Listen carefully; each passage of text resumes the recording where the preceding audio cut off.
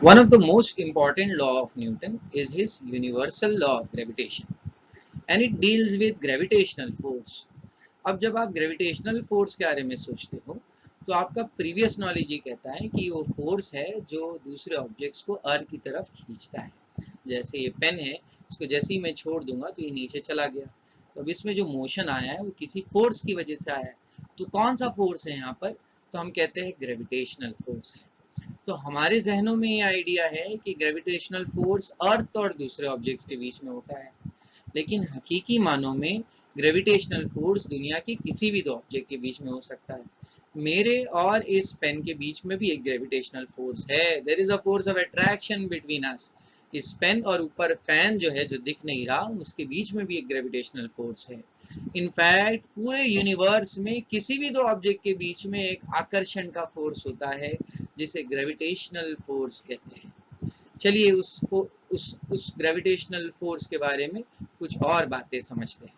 Suppose आपके पास दो objects हैं, एक का मास m1 है और दूसरे का मास m2 है। m1 पहले ऑब्जेक्ट का मास है, वो 10 किलो, 20 किलो, पाव किलो, कुछ भी हो सकता है। m2 दूसरे ऑब्जेक्ट का मास है, वो कितने भी केजीज हो सकता है। अब वो दोनों एक दूसरे से कुछ डिस्टेंस पर रखे गए हैं। Let that distance be represented by d, 5 metre, 6 metre, whatever that distance. अब न्यूटन ने दुनिया से कहा कि दुनिया के किसी भी दो ऑब्जेक्ट के बीच में एक फोर्स ऑफ अट्रैक्शन होता है, तो ये दोनों ऑब्जेक्ट्स भी एक दूसरे को अपनी तरफ खींचेंगे। इन दोनों के बीच में भी एक फोर्स ऑफ अट्रैक्शन है, and this force of attraction is called as gravitational force of attraction. अब ये ग्रेविटेशनल फोर्स का ताल्लुक दो चीजों से है, एक ऑब्जेक्ट के मासेस से है और दूसरा उन दोनों की दूरी से है। अब कैसा रिश्ता है ये समझिए। न्यूटन ने ये कहा कि ऑब्जेक्ट का मास जितना ज्यादा होगा, फोर्स उतना ज्यादा होगा। और समझना आसान है ना, कि अर्थ का मास बहुत बहुत बहुत ज्यादा है, इसलिए ग्रेविटेशनल फोर्स ऑफ अट्रैक्शन बहुत ज्यादा है। बहुत तेजी से चीजें उस पर अट्रैक्ट हो जाती है। आप उड़ने की कोशिश कीजिए ना, कूदने की कोशिश कीजिए, कभी कोशिश कीजिए कि इस ग्रेविटी से बाहर निकल जाते हैं, जम लगाइए, आप वापस आ जाएंगे, क्योंकि फोर्स बहुत स्ट्रांग है। उस फोर्स को तोड़ने के लिए बहुत एनर्जी लगती है, रॉकेट वगैरह का इस्तेमाल करना पड़ता है। अब हम ये जानते हैं कि जितना मास ज्यादा होता है उतना ग्रेविटेशनल फोर्स ज्यादा होता है। मेरे और पेन के बीच में जो ग्रेविटेशनल फोर्स है वो बहुत कम क्यों है? मतलब क्यों ये पेन ऑटोमेटिकली चिपक नहीं रहा मेरी तरह? उसकी वजह ये है कि मेरा मास, इस पेन का मास बहुत कम है। तो पता ये चला कि जितना मास ज्यादा होगा उतना ये फोर्स ज्यादा होगा। अब ग्रेविटेशनल फोर्स भी तो एक फोर्स है, तो उसे भी हम कैपिटल एफ से ही रिप्रेजेंट करेंगे। और ये फोर्स ऑब्जेक्ट के मासेस को डायरेक्टली प्रोपोर्शनल होता है। In fact it is proportional to the product of their masses, मतलब उन दोनों के मासेस का प्रोडक्ट के बराबर होगा, प्रोपोर्शनल होगा। और दूसरा कॉन्सेप्ट ये है कि जितना डिस्टेंस बढ़ते जाएगा उतना ग्रेविटेशनल फोर्स कम होते जाएगा।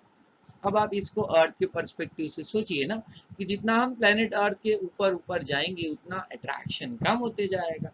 तो जब डिस्टेंस ज्यादा होगा तो उतना अट्रैक्शन कम होगा। तो अब डिस्टेंस के बढ़ने से अट्रैक्शन कम हो रहा है, तो यहाँ दो चीजें इनवर्सली प्रोपोर्शनल हुई। तो force is inversely proportional to distance, और न्यूटन इस नतीजे पे पहुंचा कि force is inversely proportional to the square of the distance. अब अगर मैं इन दोनों स्टेटमेंट्स को एक साथ लिखूं तो F is proportional to m1 m2 upon D square. और हम जानते हैं कि जब भी अल्फा हटता है तो एक प्रोपोर्शनैलिटी कांस्टेंट आता है। यहाँ वो जो कांस्टेंट है वो कैपिटल G कहलाएगा, जिसे हम यूनिवर्सल कांस्टेंट ऑफ ग्रेविटेशन कहेंगे। आगे चल के हम इस यूनिवर्सल कांस्टेंट ऑफ ग्रेविटेशन को डिटेल में सीखेंगे। अब आप जी की कहानी आपके टीचर की ज़बानी सुनिए। जी जो यूनिवर्सल ग्रेविटेशनल कांस्टेंट होता है, उसकी एक स्पेसिफिक वैल्यू होती है। उसका नाम ही यूनिवर्सल कांस्टेंट है, तो उसकी एक फिक्स्ड वैल्यू होती है जो कभी नहीं चेंज होती, जो 6.67 इंटू 10 टू द पावर -11। इस वैल्यू को एक्सपेरिमेंटली फाइंड आउट करने का काम लॉर्ड हेनरी ने किया था। तो अब हम जी के बारे में एक एक करके पॉइंट्स देखते हैं। सबसे पहले हम जी का फॉर्मूला देखेंगे, तो उसके लिए हमें फोर्स यानी न्यूटन्स लॉ ऑफ ग्रेविटेशन से जो हमें ग्रेविटेशनल फोर्स का फॉर्मूला मिला था वो देखना होगा। तो अगर हम इस फॉर्मूले को थोड़ा सा इधर उधर शिफ्ट करें तो हमें जी का फॉर्मूला मिल जाएगा। बहुत आसान होगा सोचना। पहला काम तो आप ये कीजिए कि डी को शिफ्ट कर दीजिए ऊपर, तो F मल्टीप्लाई हो जाएगा D से, और M1 M2 को नीचे लेकर आ जाइए, तो F into D upon M1 M2, ये बन जाएगा फॉर्मूला G का। अब सेकेंड सवाल ये बनेगा कि सर फॉर्मूला है तो उसका यूनिट भी तो होना चाहिए, तो अब इसका SI यूनिट सोचते हैं। अब किसी भी फिजिकल क्वांटिटी का SI यूनिट उसके फॉर्मूले से मिलता है। जैसे अगर आपको स्पीड याद है तो स्पीड का फॉर्मूला है डिस्टेंस अपॉन टाइम, और इसी से उसका यूनिट भी समझ में आता है। डिस्टेंस को नापते हैं मीटर में, टाइम को सेकंड में, तो यूनिट बन गया मीटर पर सेकंड। बिल्कुल वैसे ही अगर मैं फॉर्मूले को देखूं गौर से तो एफ डी ये सब से मुझे यूनिट्स मिल जाएंगे। तो फोर्स को नापते हैं न्यूटन में। क्या आपको सारे यूनिट्स याद है? डिस्टेंस का यूनिट याद करो, मीटर होता है। टाइम का यूनिट सेकेंड होता है। मास का यूनिट ऐसा यूनिट किलोग्राम होता है, उसको केजी में नापते हैं। और फोर्स का ऐसा यूनिट न्यूटन होता है। तो बस मैं वही लिख रहा हूँ, फोर्स के यूनिट के बदले न्यूटन लिख रहा हूँ। डिस्टेंस के लिए मीटर होगा। एक एरर मेरे से ये हो गया कि ये डिस्टेंस का स्क्वायर होना चाहिए, डी जब ऊपर जाएगा तो ये मीटर स्क्वायर हो जाएगा। अब दोनों मासेस है तो मल्टीप्लाई होंगे तो केजी स्क्वायर होगा। इसी को लिखने का एक तरीका होगा, न्यूटन मीटर स्क्वायर, केजी को ऊपर लिख दूं तो -2 के साथ लिख दूंगा। पढ़ेंगे हम न्यूटन मीटर स्क्वायर पर केजी स्क्वायर ही। अब इसी जी का कोई फॉर्मूला भी तो होना, वैल्यू भी तो होनी चाहिए, और वैल्यू तो हम सीख चुके हैं। इसकी वैल्यू है 6.67 इंटू 10⁻⁻11 न्यूटन मीटर स्क्वायर पर केजी स्क्वायर। अब इस फॉर्मूले तक इस वैल्यू को निकाला कैसे गया, तो एक बहुत सिंपल सा आइडिया है, रफ आइडिया दे रहा हूँ ऊपर से, कि आप दो ऑब्जेक्ट ले लीजिए, दोनों 1-1 किलो के हैं, दो स्पीयर है मान लेते हैं, और दोनों एक दूसरे से 1 मीटर की दूरी पर रखे गए, और दुनिया का हर दो ऑब्जेक्ट एक दूसरे पर फोर्स ऑफ अट्रैक्शन लगाते हैं।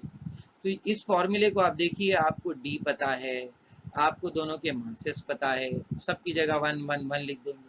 बस फोर्स कितना है वो नहीं पता। तो एक बार आपको फोर्स पता चल जाए तो आपको जी की वैल्यू पता चल जाएगी, जो एग्जैक्टली ये मिलेगी, और हर बार यही मिलने वाली है। अब वो कैसे कैलकुलेट किया गया, क्या एक्सपेरिमेंट था, वो फिलहाल जाने दीजिए। Let's take a question now.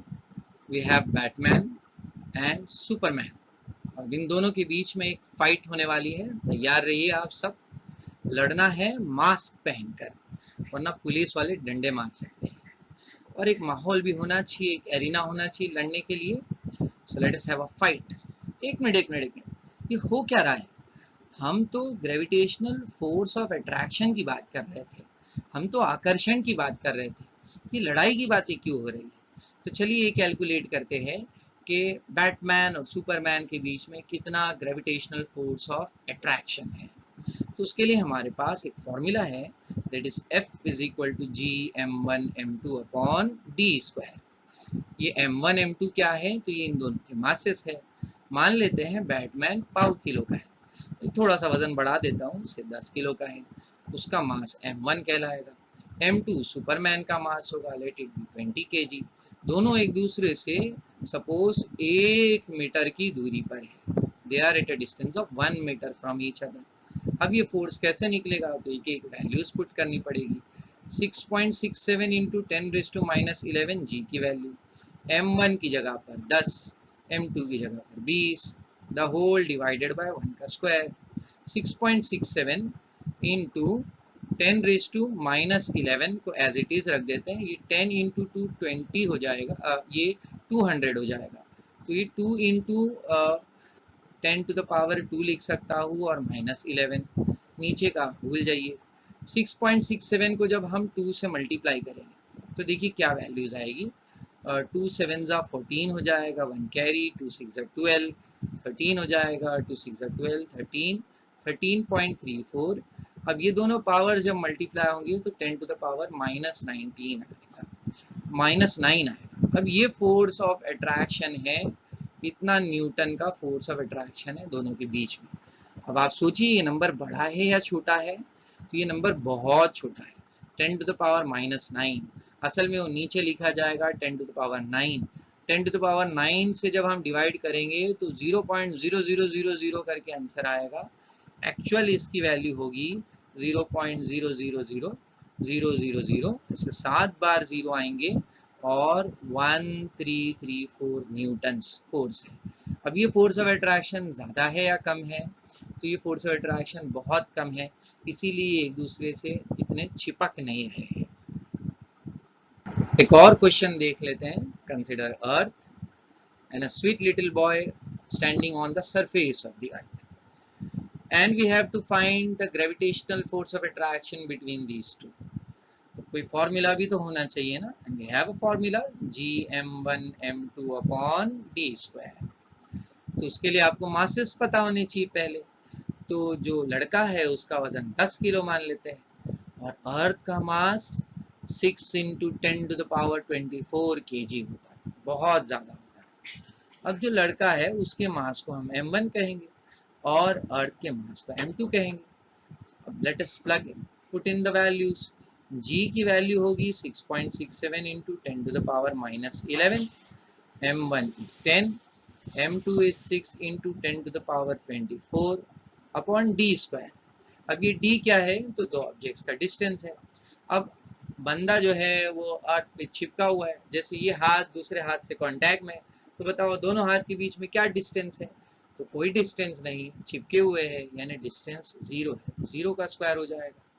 अब आप अगर यहाँ देखें तो 0 का स्क्वायर तो 0 होता है, मतलब हमने 0 से डिवाइड कर दिया।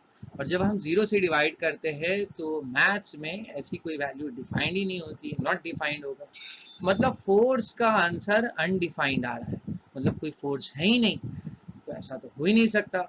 हम जानते हैं कि अर्थ और उस लड़के के बीच में ग्रेविटेशनल फोर्स है, इसीलिए तो वो अर्थ पे बना हुआ है, वरना कब का उड़ जाता। तो अब ये गड़बड़ क्यों हो रही है? तो यहाँ गड़बड़ इसलिए हो रही है क्योंकि हम डिस्टेंस गलत तरीके से निकाल रहे हैं। अगर आपको याद है, जो मेरा फर्स्ट एनिमेशन था एक्सप्लेनेशन का, जिसमें हमने एक ऑब्जेक्ट लिया था मास m1 और दूसरा ऑब्जेक्ट लिया था मास m2 का, उसमें हमने डिस्टेंस ऐसा नहीं बताया था। नहीं नहीं, बिल्कुल भी नहीं। हमने डिस्टेंस जो बताया था वो यहाँ से यहाँ बताया था। उस वक्त मैंने आपको बताया नहीं, जरूरत भी नहीं थी। अब जरूरत है कि डिस्टेंस हमेशा सेंटर टू सेंटर नापा जाता है। जैसे अगर ये सेंटर है और यहाँ सेंटर है, तो यहाँ से यहाँ डिस्टेंस नापा जाएगा। तो एक जनरल आइडिया आप समझिए कि अगर ऑब्जेक्ट स्फेरिकल है, गोल गोल है, तो उसमें जो उसका सेंटर होगा, तो दूसरे ऑब्जेक्ट अगर भी स्फेरिकल है तो दोनों के सेंटर टू सेंटर नापा जाएगा। और अगर ऑब्जेक्ट नॉन स्फेरिकल है या नॉन यूनिफॉर्म है, मतलब कोई आड़े टेढ़े शेप का है, ऐसा कुछ है, तो उस वक्त जो उसका सेंटर होगा वो उसके सेंटर ऑफ मास से मिलता है। अब ये सेंटर ऑफ मास क्या चीज है? तो ये बहुत ही आगे का कॉन्सेप्ट है, ये 11th और 12th से पहले समझना बहुत मुश्किल है। रफली आप फिलहाल याद रखिए कि अगर कोई ऑब्जेक्ट गोल है, जैसे ऐसा कुछ है, तो उसका जो सेंटर होगा वहां से डिस्टेंस नापा जाएगा। और अगर ऑब्जेक्ट गोल नहीं है तो उसके सेंटर ऑफ मास से नापा जा सकता है। अब उसका सेंटर ऑफ मास कहीं पर भी हो सकता है, बीच में भी हो सकता है और कहीं और भी हो सकता है, जहां उसका सारा मास कॉन्सेंट्रेटेड हो सकता है। डिटेल में आप जो है फर्दर स्टैंडर्ड्स में समझेंगे। ये एज अ पॉइंट आप याद रखिए कि अगर गोल चीज होगी तो सेंटर की जगह पर होगा, और अगर गोल नहीं है तो सेंटर ऑफ मास से आप डिस्टेंस निकालेंगे। तो आई होप आपको बातें समझ में आई। तो यहाँ हम जो है आज का टॉपिक कंप्लीट करते हैं। याद रखिए आने वाला जो वीडियो है जो कल होगा, उसमें हम न्यूटन्स लॉ ऑफ ग्रेविटेशन को आगे कंटिन्यू करेंगे, और भी बहुत सारी बातें उसमें सीखने लायक है, इंटरेस्टिंग। अब जो मैंने आपको आज पढ़ाया है इन वीडियोस में, वो आपके टेक्स्ट बुक के पेज नंबर 1, 2 और 3 और 4 है, 4 पेजेस है। इसको रीड करिए, पॉइंट्स बनाइए और कल के लेक्चर में बैठिए, उसके बगैर समझने में डिफिकल्टीज होगी। पेज नंबर 1 का मेजर हिस्सा इंट्रोडक्टरी है, तो पेज नंबर 1 रीडिंग लायक है, और आगे के पेज 2, 3 और 4 जो है पॉइंट्स बनाने लायक है और मेमोराइज करने लायक।